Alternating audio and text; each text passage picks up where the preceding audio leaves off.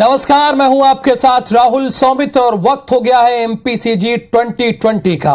नमस्कार, मैं हूं आपके साथ आकांक्षा पांडे। मध्य प्रदेश छत्तीसगढ़ में आज दिन भर क्या खास रहा, आपको पूरा अपडेट इस एक बुलेटिन में देंगे। और उससे पहले बुलेटिन की शुरुआत करते हैं बड़ी खबर के साथ। रायपुर से इस वक्त की बड़ी खबर आपको बता दें, 7 दिनों से यहां जल संकट है। पुरानी बस्ती में महिलाओं ने चक्का जाम किया है। 7 दिनों से इलाके में पानी नहीं आया है। जल संकट के चलते लोग नाराज हैं और ये नाराजगी बनती भी है। जरा सोचिए कि अगर आपके यहां एक दिन पानी ना आए तो आप पर क्या बीतेगी। यहां पर तो 7 दिन से पानी नहीं आ रहा है, वो भी त्योहार का सीजन है। स्थानीय लोगों का जनजीवन पूरी तरह से प्रभावित हो गया है। महिलाओं ने दोनों तरफ से बंद की है महामाई पारा की सड़क। तो पिछले 7 दिनों से आकांक्षा जल संकट है और पुरानी बस्ती में महिलाओं ने चक्का जाम कर दिया। वो तस्वीरें हम दिखा रहे हैं। देखिए, खाली पात्र रखे हुए हैं, बर्तन रखे हुए हैं जिसमें पानी होना चाहिए था। वो पानी इसलिए नहीं है क्योंकि पिछले 7 दिनों से पानी आ ही नहीं रहा है। पीने का पानी या किसी तरीके का पानी इन्हें नहीं मिल रहा है। ये सबसे पहले, यानी जहां जन सरोकार की बात होगी वहां कोई न्यूज चैनल पहुंचे ना पहुंचे, आपका अपना न्यूज चैनल IBC 24 सबसे पहले वहां पहुंचता है।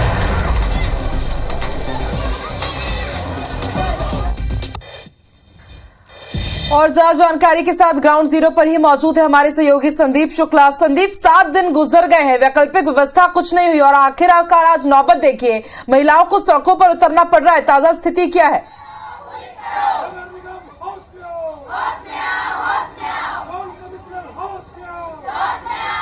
बहुत देखिए संघर्ष की स्थिति है। पिछले 7 दिनों से अब पानी नहीं आ रहा है। बच्चों की परीक्षाएं चल रही थी, कल से होली का त्योहार है, लेकिन आप देखेंगे कि यहाँ जो महिलाएं हैं सड़क पे उतरने को मजबूर है क्योंकि इनके घरों में पिछले 7 दिनों से पानी नहीं आ रहा है। महिलाएं हैं, बच्चे हैं और बुरी तरीके से इनका जीवन प्रभावित है। और जब अब यहाँ पर आए, नगर निगम के पीछे का इलाका है, बता रहे हैं कि पीने तक का पानी नहीं है। दूसरे के घर पानी लेने जाते हैं, वहां से इन्हें भगा दिया जाता है। दीदी, क्या स्थिति है अभी यहाँ?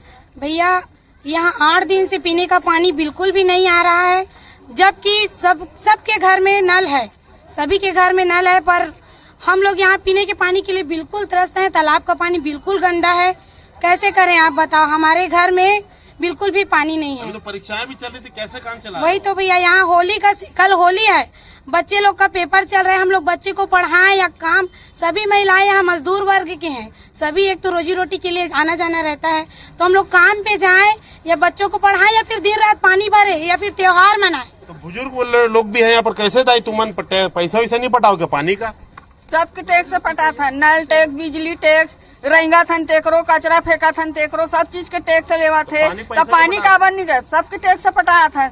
आए पानी नहीं देगी तो कैसे करबो? तो अभी टैंकर भेजे तो सियान मन कैसे पानी डोहारी? याद गोर मन धर ले पानी डोहराई में कैसे करबो? आप लोग काम कैसे चला रहे हैं? बच्चों की परीक्षा भी चल रही थी, कैसे करबो? चला था नलवा जलवा है, स्कूल पर लेट होत बच्चा मन लेट से भेजा था पानी के वजह से है। सरकार इतना सब जगह हम शिकायत करा था तो पानी भेजना चाहिए। टैंकर भेजा, टैंकर में हम एती दौड़ के गाड़ी में रहता बच के पानी भरा था है।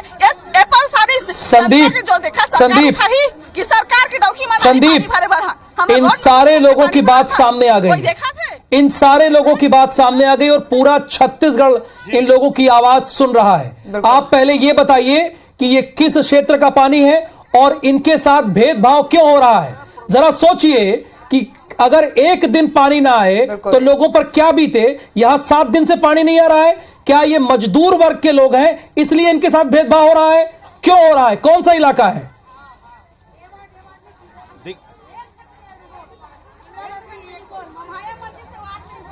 देखिए, पुरानी बस्ती महामाया मंदिर के पास का इलाका है। महामाई पारा इसे कहते हैं। 2 वार्डों के बीच का इलाका है, 2 पार्षद यहाँ रहते हैं। उसके बाद ये स्थिति है, पार्षदों की भी सुनवाई नहीं हो रही है। पूरा जो फेलियर जो है सिस्टम का, आपको बता दें, अधिकारियों की लापरवाही है। नगर निगम की मेन राइजिंग लाइन है, उससे अमृत मिशन का पानी और 24/7 जो स्मार्ट सिटी का पाइपलाइन है उसे जोड़ दिया गया है, जिसके कारण यहाँ तक प्रेशर नहीं आ पा रहा है। सरिता वर्मा जी पार्षद है यहाँ पर हमारे साथ। आप लोग की सुनवाई नहीं हो रही कि आप लोग शिकायत नहीं की है? हम लोग की सुनवाई नहीं हो रही है, ऐसा मुझे लगता है। ये लापरवाही नहीं है, ये लापरवाही नहीं है, अपराध है। अगर 8 दिन से पानी नहीं आ रहा है तो अपराध है। फिलहाल समय का अभाव है संदीप, इसीलिए हम आपको यहाँ रोक रहे हैं। आगे भी आपसे इसी खबर पर अपडेट लेंगे। आप इन लोगों से बात कीजिए, पूरी बात कीजिए आप इन लोगों से। चलिए, इस खबर पर लगातार हमारी नजर बनी हुई है और राहुल, हमारा भी यही उद्देश्य है। हमने इस खबर को प्रमुखता से उठाया, शायद इसके बाद अब प्रशासन और यहाँ पर जो अधिकारी है वो जागे और उन्हें पानी मिले। चलिए आगे बढ़ते हैं, रुख करते हैं कुछ दूसरी खबरों का। मुख्यमंत्री भूपेश बघेल ने अपने कार्यकाल का अंतिम बजट आज पेश किया। चुनावी साल में कांग्रेस सरकार ने कोई नया कर नहीं लगाते हुए शिक्षा, स्वास्थ्य और रोजगार पर सबसे ज्यादा जोर दिया है। खासतौर पर युवा वोटर्स को साधने के लिए 2500 रुपए बेरोजगारी भत्ता देने की घोषणा की है। यह इनका मास्टर स्ट्रोक है। बजट में आंगनबाड़ी कार्यकर्ताओं और सहायिकाओं को भी भत्ता बढ़ाने का ऐलान किया है। रायपुर से दुर्ग तक अब लाइट मेट्रो सेवा का प्रस्ताव भी बजट में रखा गया है। विपक्ष ने बजट को आंकड़ों की कलाकारी बताया। नेता प्रतिपक्ष नारायण चंदेल ने कहा है कि जनता के हित के लिए कोई बात नहीं है, ये बजट केवल झुंझुना है। वहीं बीजेपी नेता बृजमोहन अग्रवाल ने भी बजट पर हमला बोला। मुझे ये बजट जो है वो सिर्फ झुंझुना है, आंकड़ों की बाजीगरी है। इसमें जनता के हित की कोई बात नहीं कही गई है। ये अंतिम बजट है और छत्तीसगढ़ में कुछ भी नया घटे ऐसा कुछ नहीं है, समझ रहे ना। और जो तनख्वाह बढ़ाने की घोषणा हुई है, जो उनकी मुख्य मांग थी नियमितीकरण की, उसके बारे में मुख्यमंत्री जी मौन रहे। जनता का विश्वास उठ गया। सबको मालूम है कि ये बजट चुनावी बजट है और ये पूरा नहीं करने वाले, खाली धोखा देने वाला बजट है। और जो सरकार 4 साल तक अपना विश्वास साबित नहीं कर पाई, अब वो क्या विश्वास साबित करेगी। मध्य प्रदेश में सवाल जवाब वाली सियासत जारी है। सीएम शिवराज सिंह चौहान पूर्व मुख्यमंत्री कमलनाथ से सवाल पूछा है। सीएम शिवराज सिंह चौहान ने कहा है कि कमलनाथ लगातार लाडली बहना योजना पर सवाल तो उठा रहे हैं। मैं आज सवाल फिर दोहरा रहा हूं, जब तक कमलनाथ सवाल का जवाब नहीं देंगे मैं सवाल पूछता रहूंगा। हमने बैगा, भारिया, सहरिया बहनों के खाते में 1000 रुपए देना शुरू किया था। कांग्रेस सरकार आते ही उनका 1000 रुपए देना क्यों बंद कर दिया, ये बताएं कमलनाथ, ऐसा शिवराज सिंह चौहान ने कहा है। अनीता चौधरी को मैं इन सभी साथियों को बधाई देता हूं। इन्होंने मध्य प्रदेश का मान बढ़ाया है और ये प्रयास निरंतर जारी रहे। वहीं मध्य प्रदेश में चुनाव जीतने के लिए बीजेपी अब त्रिस्तरीय फॉर्मूले पर काम कर रही है। बीजेपी की इस रणनीति में दलित, लाडली बहना और किसान शामिल हैं। इन्हें साधने के लिए सरकार और संगठन दोनों मिलकर जनता के बीच जाने की तैयारी कर रहे हैं। विधायकों को अपने अपने इलाकों में दोनों ही योजनाओं का प्रचार प्रसार करने और जनचौपाल लगाने के निर्देश दिए गए हैं। चुनाव से पहले सिंहदेव के भाजपा में शामिल होने की खबरों को सिरे से नकार दिया गया। मध्य प्रदेश मंत्री महेंद्र सिंह भाजपा में शामिल होने के न्योते पर सिंहदेव ने कहा कि मेरा व्यक्तित्व विचार भाजपा से मेल नहीं खाता, मैं कांग्रेस छोड़कर नहीं जाऊंगा। हम लोग महाराजा थे, कांग्रेस ने राजपाट ले लिया। मैंने और मेरे परिवार ने कांग्रेस के लिए बहुत किया। कांग्रेस ने भी हमारी बहुत पूछ परख की। कुछ समय तक जितना कांग्रेस के सर पर हाथ होना चाहिए था वो नहीं है। हाँ, मेरे समझी हैं, हम लोग के अत्यंत आत्मीय संबंध हैं जो हमेशा बने रहेंगे। पहले वो कांग्रेस में थे, ज्योतिरादित्य सिंधिया जी के साथ वो भाजपा में गए, तो बात आती है आपस में भी, कभी कभी बात आती है, महाराज कहाँ आप अभी भी वहाँ हैं कांग्रेस में, देखिए आपके साथ धोखा हो गया, आपको नहीं बनाया मुख्यमंत्री, निर्णय हुआ था वो लागू नहीं हुआ, तो वो बात अपने जगह है। लेकिन मेरा विचार व्यक्तिगत भाजपा के साथ मेल नहीं खाता। वैचारिक कोई दुश्मनी नहीं है। हम लोगों का परिवार 90 साल से करीब 90 साल हो गए होंगे, 9 दशक हो गए होंगे कि कांग्रेस के साथ हर ऊंच नीच की स्थिति में बना रहा। राजपाट गया, मैं बार बार कहता हूं कि कांग्रेस नहीं लिया। मैंने और परिवार ने हमेशा ये देखा कि कांग्रेस का जो माध्यम है काम करने का लोगों के बीच में, ये हम लोग को स्वीकार्य रहा। कांग्रेस भी हमारी देखभाल करती थी। अभी कुछ दिनों से जरूर ऐसा लगता है कि जितना सर पे हाथ या कंधे पे हाथ होना चाहिए वो महसूस नहीं हो रहा, पर वो अपने जगह की बात है। बावजूद इसके मेरा व्यक्तिगत जो विचार है वो भाजपा में सम्मिलित होने का कभी नहीं हो सकता। व्यक्तिगत घर के लोग क्या करेंगे मैं नहीं जानता, वो मेरे समधी हैं, तो मेरे बच्चे के फादर इन लॉ हैं, उनकी बेटी भी आई है, वो क्या करते हैं, मेरे भाई क्या करते हैं, बाकी लोग क्या करते हैं, ये मैं नहीं कह सकता। लेकिन ब्रेक के बाद एक बार फिर से आप सभी का स्वागत है। बात करते हैं बजट की। तो छत्तीसगढ़ के मुख्यमंत्री भूपेश बघेल ने आज विधानसभा में बजट पेश किया। सीएम भूपेश बघेल के बजट पर जनता ने भरोसा जताया है और इसे भरोसे का बजट कहा है। सीएम भूपेश बघेल के बजट से आंगनबाड़ी कार्यकर्ताओं और सहायिकाओं का मानदेय बढ़ाया गया है। वहीं ग्राम पटेल से लेकर होमगार्ड जवानों को भी बढ़ा हुआ मानदेय दिया जाएगा। साथ ही किसानों से लेकर दूसरे सभी क्षेत्रों के लिए कई ऐलान किए गए हैं, जिससे लोगों के चेहरे खिल गए हैं। मुख्यमंत्री भूपेश बघेल ने आज बजट पेश किया। इसी साल चुनाव है और चुनावी बजट होगा, इस बात की पूरी संभावना थी। हुआ वही, कई घोषणाएं हुई हैं जो लाखों लोगों की उम्मीदों पे पूरी करती है, उनके चेहरे पे खुशी लाती है। और ये तमाम आंगनबाड़ी कार्यकर्ता हैं, काफी समय से मांग कर रहे थे, इनके मानदेय को बढ़ाया गया है। कार्यकर्ताओं का जो मानदेय है 10,000 कर दिया गया और सहायिकाओं का मानदेय 5,000 कर दिया गया। खुशी हुई या कुछ और है, बातचीत करेंगे। खुश है क्या? जी बिल्कुल। एक मिनट, हमारी मुख्य मांग थी कलेक्टर दर की, तो कहीं ना कहीं मुखिया क्या सोचे भाई, अब नेतृत्व करता है मुखिया ही इतना बड़ा, उन्होंने जरूर हमारे लिए कुछ सोच के 10,000 को रखे हैं, सहायिकाओं के लिए 5,000 रखे। लेकिन भविष्य में हम बिल्कुल कलेक्टर दर की ही मांग रखेंगे। लेकिन अभी के लिए हमारे मुखिया को बहुत बहुत धन्यवाद देते हैं और पूरे कार्यकर्ता सहायिकाओं को ओर से 1.25 लाख कार्यकर्ता सहायिकाओं को बिल्कुल धन्यवाद देते हैं। हमारा मुखिया कैसा हो, हमारा मुखिया कैसा हो। मांगे पूरी हो गई। छत्तीसगढ़िया बने तो भाई ने एक भाई का फर्ज निभा के त्योहार के पहले फिलहाल खुशी की है कि जी ये तो खुशी का है। हमको भी अपने आंगनबाड़ी वापस लौटना है, क्योंकि उसमें हमारा जिंदगी का गुजारा उसमें होने वाला है। महिला दिवस के पूर्व में पहले उन्होंने हमें सम्मान पूर्वक दिया, हम संतुष्ट हैं। लेकिन हमारा संघर्ष जारी रहेगा, क्योंकि कलेक्टर रेट हमारा मांग था। और मैं भैया को बहुत बहुत बधाई देती हूँ और आभार व्यक्त करती हूँ। मतलब दोनों बात हुई, आभार भी हुआ और चेतावनी भी है। जी नहीं चले, कार्यकर्ताओं को क्या मिला? कार्यकर्ता हम लोग सहायक है सर, धन्यवाद करती हूँ कि बढ़ाया उसके लिए। फिर भी थोड़ा और बढ़ाना था, 7,000 कम से कम करना था। होली की खुशी मिली क्या? होली की खुशी तो मिली, हाँ संतुष्ट है। पूरी खुश है कि अभी अधूरी है? अभी थोड़ी सी अधूरी है, हमारी सहायिकाएं बहनें खुश नहीं है, हम लोग तो खुश हैं।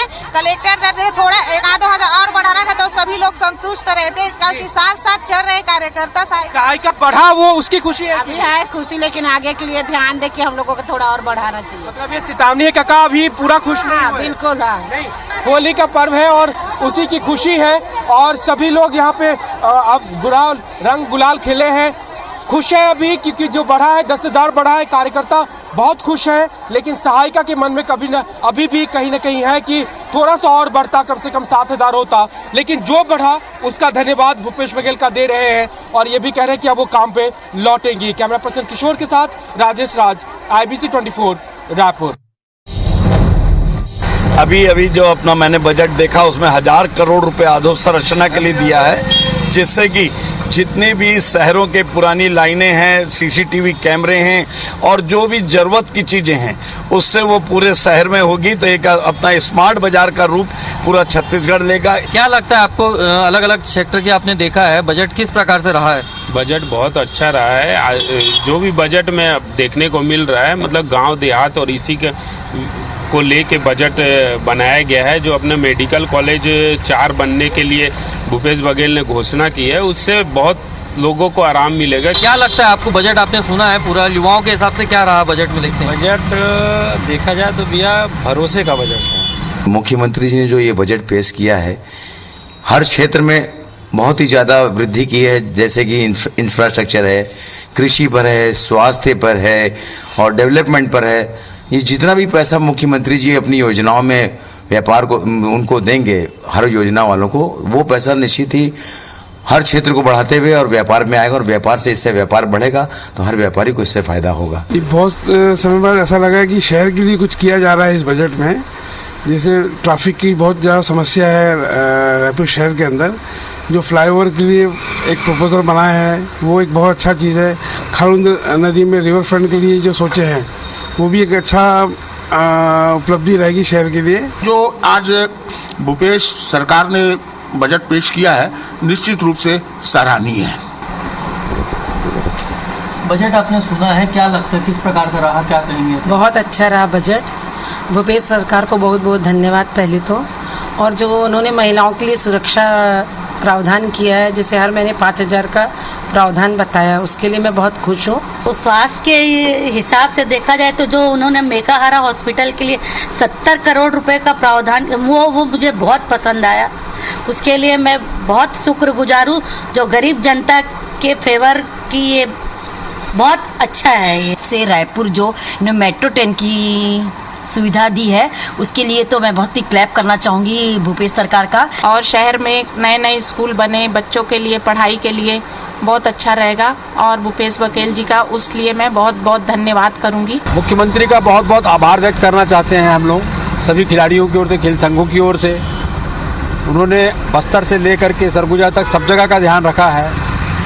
नारायणपुर के लिए विशेष ध्यान रखा है, कुनकुनी के लिए विशेष ध्यान रखा है, जसपुर के लिए ध्यान रखा है, और जो रायपुर में उन्होंने बैडमिंटन एकेडमी की घोषणा की है, ये उसका हम सब स्वागत करते हैं। छत्तीसगढ़ ओलंपिक जो इस साल आयोजन किया गया था, इस आयोजन में आपने देखा होगा पूरे छत्तीसगढ़ प्रदेश के लगभग सभी जिलों से लोग आकर के, बच्चे, छोटे छोटे बच्चे आकर के खेले हैं और प्रदर्शन भाग लिए। जिस तरह से उनका प्रदर्शन रहा वो बहुत ही तारीफ़े काबिल है। इसका मुख्यमंत्री को हम लोग बहुत बहुत आभार व्यक्त करते हैं। गरीब वर्ग का ख्याल रखा है, व्यापारी वर्ग में औद्योगिक क्षेत्र को, शहरी क्षेत्र में औद्योगिक विकास की लिए बात की गई है। एग्रीकल्चर को बहुत ज़्यादा महत्व दिया गया है। हर क्षेत्र को हर कुछ न कुछ दिया है। एक संतुलित बजट है और हम अपने ट्रेड और इंडस्ट्री के हिसाब से अगर हम देखते हैं तो कुटीर उद्योग को बढ़ावा देने के लिए जो महात्मा गांधी ग्रामीण औद्योगिक पार्क है, और हम लोग लगातार चाइना के विरोध में एजिटेशन करते हैं जो इम्पोर्ट आता है, तो इसमें जो छोटे छोटे प्रोडक्ट हैं जो गाँव में वापस से हमारी विरासत है वो बनना स्टार्ट हो जाएंगे। और शहरी औद्योगिक पार्क की भी बात हुई है जो बहुत इम्पोर्टेंट है। इसमें एमएसएमई को काफी बढ़ावा मिलेगा। जो भी ट्रेडिशनल बाजार है हमारे छत्तीसगढ़ में, सबको आधुनिकीकरण करने के लिए उसमें काफी व्यय होगा। तो मेरे ख्याल से ट्रेड इंडस्ट्री के लिए काफी एक संतुलित और एक पॉजिटिव बजट है। मुख्यमंत्री जी ने तो पहले से घोषणा किए हुए थे, लेकिन अब जाकर के बजट में सम्मिलित किए हैं, तो इनको देख करके युवाओं के लिए तो अच्छा है, लेकिन कुछ युवाओं के लिए कुछ रोजगार का विशेष अवसर देना जरूरी है। सरकार का तो फैसला बहुत अच्छा है। क्या है, स्कूल कॉलेज वगैरह ये हम युवा के लिए अच्छा है। ये सरकार जैसे बजट जो भी पेश रहा, ये आने वाले मतलब युवाओं के लिए अच्छा है। पहले सरकार धान को 25 रुपए किलो उठा रहे थे, अभी क्या है 28 रुपए की है। तो क्या है, जहां मान लीजिए किसान 1 एकड़ में खेती कर रहे हैं तो वहां अभी बढ़ने के लिए वो हो गया, जैसे मान लीजिए 3-4 एकड़ अभी बढ़ा दिए हम लोग कि नहीं, थोड़ा ज़्यादा बढ़ेंगे तो थोड़ा सा और मिलेगा। 25 से 28 हो गया तो ज़्यादा और मुनाफा मिलेगा। बढ़िया काम कर रहे हैं सर, बढ़िया काम कर रहे हैं, बढ़िया सही लगता है उनका काम। तो फायदा तो हम लोगों को धाने में मिला है, जो भी मिला है, और बाकी तो हम फायदा नहीं ले पाए हैं। भले दे रहे होंगे लेकिन हम नहीं ले पाए हैं। धान के लिए मैं बोलना चाहूँगा, तो जब से सरकार 2500 रुपये की है, ठीक है, तो लोगों का खेती के प्रति रुझान बहुत बढ़ा है और किसान जो है बहुत अच्छे से धान लगा रहे हैं, और धान का कीमत अच्छा मिलने से जो है किसानों को बहुत अच्छा हो रहा है, बहुत अच्छा इनकम हो रहा है। तो अच्छा है, किसानों के लिए बहुत अच्छा बजट है। बहुत ही शानदार बजट है। मैं सबसे पहले धन्यवाद बोलना चाहूँगी हमारे माननीय टी सिंहदेव और हमारे यशस्वी मुख्यमंत्री भूपेश बघेल जी को, जो कि आज महिला दिवस के उपलक्ष्य में इतना शानदार उपहार उन्होंने दिया है। चाहे महिलाएं आंगनबाड़ी कार्यकर्ताओं की बात हो, चाहे मितानिन की बात हो, चाहे जो कोटवार जो गाँव में रहते हैं उनकी बात हो, मैं पूरे महिलाओं की टीम से कहना चाहूँगी कि आज जिस तरह से माननीय मुख्यमंत्री जी ने जो ये घोषणा बजट पेश किया है सभी वर्गों के लिए है। और सरकार द्वारा जो आज हमको तोहफा मिला है उससे हम होली से पहले ही होली मना रहे हैं। कल तक हम हड़ताल पे बैठे थे और बहुत उदास होकर बैठे थे, लेकिन आज हम पंडाल में पहुंचते ही हमको जो खुशखबरी मिली है, हमको जो तोहफा मिला है, उससे हम बहुत ज्यादा प्रसन्न हैं और हम मां महामाया को बहुत बहुत धन्यवाद करना चाहते हैं और हमारे माननीय भूपेश बघेल का जय जयकार करते हैं। मैं शासन को धन्यवाद धन्यवाद देना चाहती हूँ। हम बहुत संघर्ष किए, 42 दिन तक हड़ताल में रहे तो हमारे लिए कुछ किया, संतोषजनक तो नहीं रहा, फिर भी से हमें मिला है तो हम बहुत खुशी मना रहे हैं। और ये तोहफा हमें होली का तोहफा मिला, हम बहुत खुश हैं। हम भूपेश सरकार, अनिल भेड़िया जी को, जितने भी मंत्रिमंडल है, हम सबको बहुत बहुत धन्यवाद देते हैं कि आज सर 40 दिन आंदोलन के बाद बहुत ही ज्यादा जश्न का माहौल है। हम सब जश्न मना रहे हैं। जितना भी हमसे भूल चूक हुई, काका से हम माफी मांगते हैं और भूपेश बघेल जिंदाबाद कहते हैं। और उन्होंने हमें खुश कर दिया, हम भी अगले चुनाव में उनको खुश कर देंगे। तो ये कहना चाहती हूँ कि भूपेश सरकार हम लोग को जो दिया है बहुत अच्छे दिए हैं। हम भूपेश सरकार के इस बजट को स्वीकार करते हैं और उनके धन्यवाद देते हैं। सरकार ने आज हमारी मांग पूरी की है, हम बयान नहीं कर सकते हैं कि हम कितनी खुश हैं। इसी तरह सरकार हमारे साथ रहे, हम भी उनको खुश कर देंगे। भरोसे का बजट आज भूपेश बघेल जी ने प्रस्तुत किया है। कबीरधाम जिले को लंबे समय से मांग थी मेडिकल कॉलेज की। पूर्व में ये था कि कवर्धा का मेडिकल कॉलेज कहीं अन्यत्र चले गया है, लेकिन आज जिस तरह से माननीय भूपेश बघेल जी ने और अकबर भाई ने कवर्धा को चिकित्सालय का मेडिकल कॉलेज का जो उन्होंने सौगात दिया है, वो हम सब क्षेत्रवासियों के लिए बहुत ही अद्भुत, बहुत ही अविस्मरणीय और ऐसा सौगात है जिसका हम उसकी तारीफ कम करें या उसकी तारीफ में जो भी बोलें वो कम है। इसमें सीधा सीधा MBBS डॉक्टर की पढ़ाई करेंगे और स्वास्थ्य के क्षेत्र में अपनी अग्रणी योगदान देंगे। आम जनता की सेवा करने का सीधा सीधा मौका मिलेगा। हमारे जिले से डॉक्टर बनेंगे और डॉक्टर बन के आम जनता की सेवा करेंगे। इससे बड़ी हमारे लिए क्या बात हो सकती है। वर्षों की मांग रही है कवर्धा में मेडिकल कॉलेज का। मेडिकल कॉलेज का माननीय मुख्यमंत्री जी घोषणा तो किए थे, लेकिन आज उन्होंने बजट में भी ले लिया। आज जंगल सफारी वाला जो मुद्दा जो था, ये बहुत ही सराहनीय कदम रहा है, क्योंकि ये सब संभव होना इसलिए था कि आज हमारे चुनाव हुआ विधायक आदरणीय मोहम्मद अकबर जी ऑलरेडी वन मंत्री हैं। ये कवर्धा के लिए बहुत बड़ी सौगात है। आज का जो बजट है वो हमारे कवर्धा क्षेत्र के लिए बहुत ही गर्व का विषय, क्योंकि हमारे यहाँ जो पढ़ने वाले छात्र छात्रा हैं वो हमेशा ये सोचते थे कि हम लोग भी मेडिकल कॉलेज में पढ़कर अपना भविष्य सुधार लेंगे। आज अकबर भैया और भूपेश बघेल की जो देन है, आज हमारे क्षेत्र के छात्रों को भी मौका मिलेगा MBBS डॉक्टर बनकर इस क्षेत्र की जनता की सेवा करेंगे। ये हमारे लिए गर्व का विषय है। देखिए, हम लोग तो पिछले समय से, आप लोग जान ही रहे हैं, 1.5 महीने से अनवरत कर रहे हैं यहाँ पर। हमको भरोसा था, भूपेश है तो भरोसा है बोलते हैं, वो भरोसा था, तो आज वो भरोसा पूरा हो गया। हमको जो भी मिला हम संतुष्ट हैं उससे और खुश हैं। आज जो हमारा मानदेय बढ़ाने के लिए सबसे पहले आंगनबाड़ी को उन्होंने चुना, उसके लिए बहुत बहुत धन्यवाद मुख्यमंत्री जी का। लंबे समय से हम लोगों को उम्मीद था कि हमारी मानदेय बढ़ेगी करके, तो ये बजट कर्मचारियों के हित में है और ये बजट भरोसे की बजट है और काका अभी जिंदा है, तो काका को धन्यवाद है। कर्मचारियों के लिए बहुत खास रहा आज का भूपेश सरकार का बजट, और हम लोग बहुत लंबे समय से इसके लिए इंतजार कर रहे थे और पूरा भरोसा था हम लोगों को कि हमारे काका हमारे हक में ज़रूर कुछ ना कुछ करेंगे, और उन्होंने किया। और आज हम लोग बहुत खुश हैं और काका का तहे दिल से धन्यवाद करते हैं। माननीय मुख्यमंत्री जी को सबसे पहले मैं तो धन्यवाद देना चाहती हूँ, और मेरी महिला बाल विकास की जो मंत्री है अनिला भेड़िया दीदी, जिससे हमने आश लगाई हुई थी, उन्होंने प्रस्ताव में रखा और आंगनबाड़ी कार्यकर्ताओं को बजट के प्रस्ताव में 10,000 मान देने की जो हेडलाइन चली है, प्रस्ताव जो पास हुआ है, आज सारी कार्यकर्ता और सहायिकाओं में खुशी की लहर है।